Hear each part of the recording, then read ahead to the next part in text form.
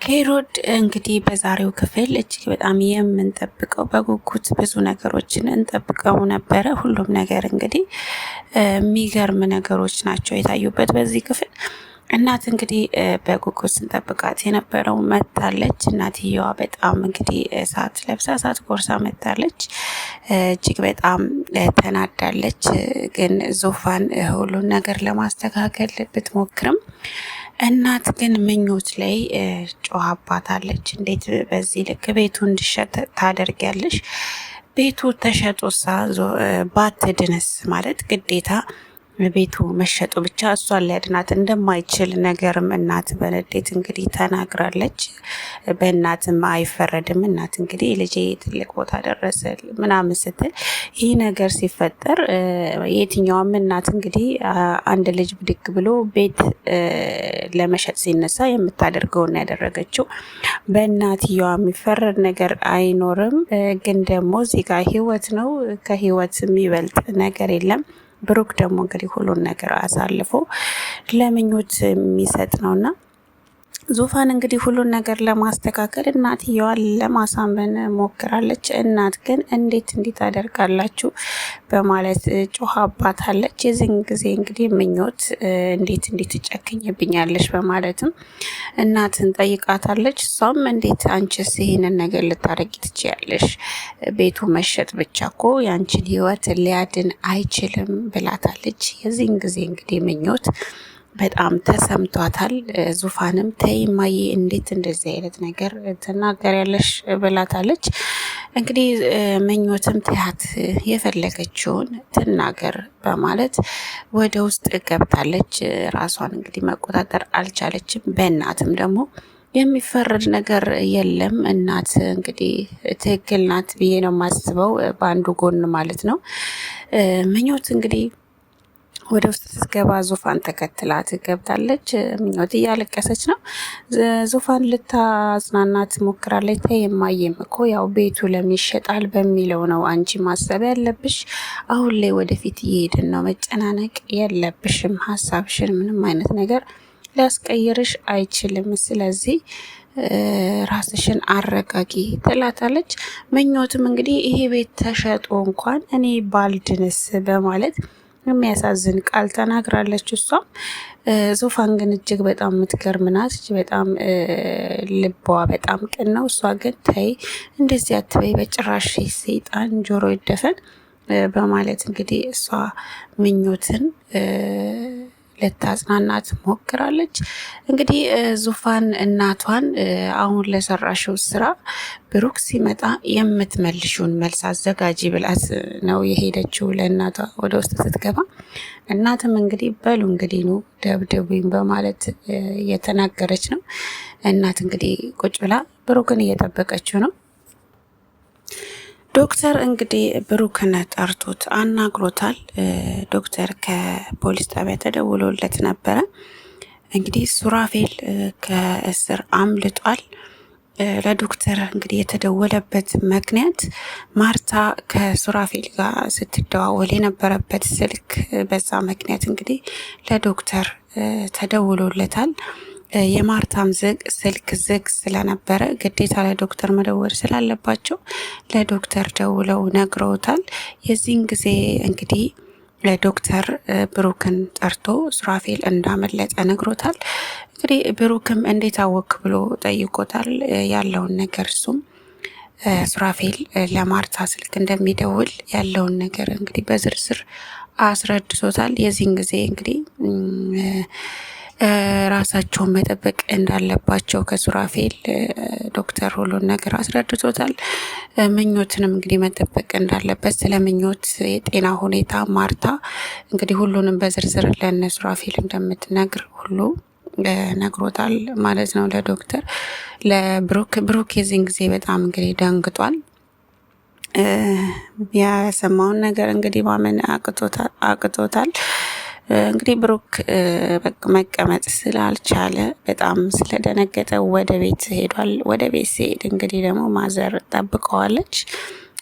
በጣም ተናዳለች። ያው እየተናገረች ነበር ያለችው።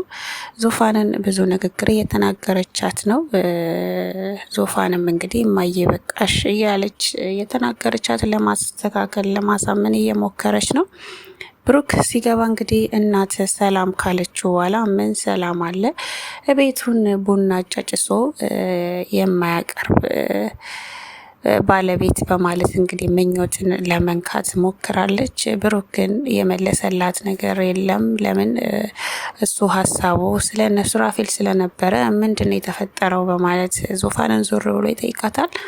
ዙፋንም እንግዲህ አይ ምንም የተፈጠረ ነገር የለም ወንድሜ ትለዋለች። እሱም እንግዲህ ችግር ተፈጥሯል መሰለኝ በማለት ለዙፋን ይነግራታል። ዙፋንም ደንግጣ ምንድን ነው ችግር የምን ችግር ምና በማለት ጠይቋለች ብሩክን። የዚህን ጊዜ እንግዲህ እናት ይኸው እኔ ያልኩት ነገር አልቀረም እኔን አሰሙኝም እንጂ በማለት ልትናገር የፈለገችው እንግዲህ የምኞትን ያለ መዳን ነው። እንግዲህ እዚህ ጋር ዙፋን ነገሩን አስቆማታለች። እንግዲህ ብሩክ እዚህ ጋር ሰላም ካላቸው በኋላ ወደ ምኞት ገብቷል። የዚህን ጊዜ እናት በጣም ትናደዳለች። እንግዲህ እኔን ለማምለጥ ነው ወደ ውስጥ የገባው በማለት ለዙፋን ነግራታለች። ዙፋን ግን ተይማ እያበዛሽው እጭ ብላታለች። እጭ በመባሏ እናት በጣም ተናዳለች። የብሩክ እናት እንግዲህ ምኞትና ብሩክ ከጓዳ ሲወጡ ጠብቃ እግሩ ላይ ወድቃለች። እባክህን ልጄ ተለመነኝ፣ እባክህን አዳምጠኝ፣ እኔ የምመራ ትክክለኛውን መንገድ ነው። ስለዚህ ይህንን ብር መልሰ ቤት ግዛበት እባክህን ልጄ፣ እኔ ምልህን ስማኝ፣ እንደዚህ አታርገኝ በማለት እግሩ ላይ ወድቃ እየተንሰቀሰቀች አልቅሳለች። እሱ ግን እማዬ ምን እየሆንሽ ነው በማለት እናቱን ካስነሳ በኋላ ምኞት ወደ ውጭ እየሄደች እንድትጠብቀው አድርጓታል። እናት እንግዲህ በድጋሚ ተማጽነዋለች። እባክህን ልጄ ይህንን ቤት መልሰ ግዛው፣ ብሩን ጥቅም ላይ አውለው በማለት እንግዲህ ለብሩክ ብለዋለች። እሱ ግን ከዚህ በኋላ እናቴ እንደዚህ የምትይኝ ከሆነ እናቴ ብዬ ፊቴን ወደ አንቺ አላዞርም፣ ስለዚህ ተይኝ እማዬ በማለት እሱም ተናግሯታል። እሷ ግን እባክህን ልጄ እኔ እየመራሁ ያለው ትክክለኛው መንገድ ነውና ቤቱን መልሰ ግዛበት እያለች ተማጽነዋለች። እሱ ግን ሊሰማት አልፈቀደም።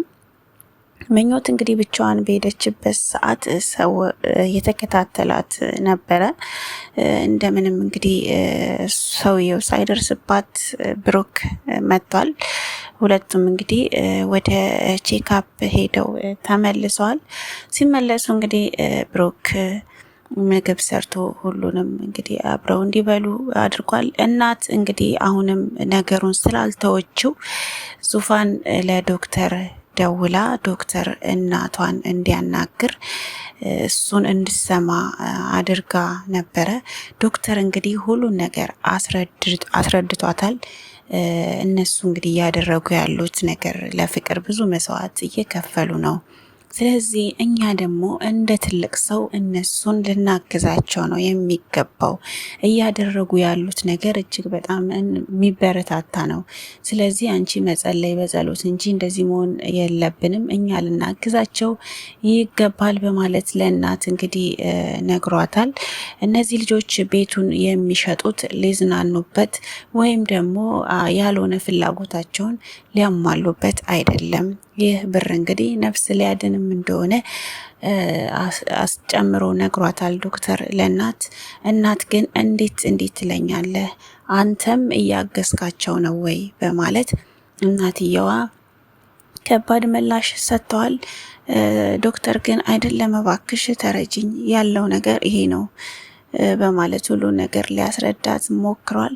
እሷ ግን ይህንን ያደረጉት እነሱ ናቸው፣ አንተ እኔ ጋር እንድትደውል ያደረጉት እነሱ ናቸው፣ አፏን አስይዝልን ብለውክ ነው በማለት እናት በጣም ተናዳ ስልኩን ትዘጋዋለች። ዶክተርም እንግዲህ አልተሳካለትም። እናት እንግዲህ ዙፋን ላይ ሄዳ ለመናገር ፈልጋለች። በጣም ተናዳ በሰዓቱ ውሃ ጠምቷት ውሃ ልጠጣ እንግዲህ ስትል ትን ይላታል። በዛ ሰዓት እንግዲህ ዙፋንና ምኞት ተባብረው ይሻላታል ማለት ነው፣ ውሃ ትን ብሏት። የዚህን ጊዜ ግን እናት የተሰማት ነገር ያለ ይመስላል። ትን ያላት ሰዓት እንግዲህ ምኞት መታ አግዛታለች ማለት ነው ዙፋንን። እንግዲህ እናት ወደ ምኞት ክፍል ሄዳ ልጅ ያመሰግናለሁ፣ ያደረግሽው ነገር ቀላል አይደለም፣ ስለዚህ አመሰግንሻለሁ በማለት ምኞትን እንግዲህ ምስጋና አቅርባለች ማለት ነው ለምኞት። እንግዲህ ምኞትም እናት እንደዛ ስትላት በጣም ደስ ብሏታል። ለምን የሆነ ነገር የተሰማት ይመስላል እናትየው ምኞትን ሄዳ ይቅርታ የጠየቀቻት የሰው ለሰው መድኃኒቱ እንደሆነ የገባት ነው የምትመስለው እና ደስ የሚል ነው ይሄ። እንግዲህ ዙፋንና ብሩክ ውጭ ሆነው ምኞትን እየጠበቋት ባለበት ሰዓት እንግዲህ ከባድ ነገር ተፈጥሯል። ምኞት ወደ እነሱ እየሄደች ባለችበት ሰዓት እንግዲህ መጀመሪያ ቀን ሲከተላት የነበረው ሰው እንግዲህ ምኞትን ይዟታል። በስተመጨረሻ እንግዲህ ወቅቷታል ማለት ነው። እንግዲህ ምኞት ተወቅታለች። እነሱ ደግሞ ምኞትን እየጠበቁ ነው። ያቆመው እንግዲህ እዚህ ጋ ነው። ቀጣይ ክፍል እንግዲህ ምን እንደሚፈጠር የምናየው ይሆናል። እጅግ በጣም እንግዲህ ያሳዝናል። ምኞት እንግዲህ የመጨረሻ ቀን ሁሉን ነገር ብዙ መከራ ያሁላ መስዋዕት የተከፈለበት እንግዲህ ዳግም ሌላ ፈተና መጥቷል። እጅግ በጣም የሚያሳዝን ነው። የሚቀጥለው ክፍል ላይ እንግዲህ የምናየው ይሆናል። እጅግ ከባድ ነው የሚሆነው የሚቀጥለው ክፍል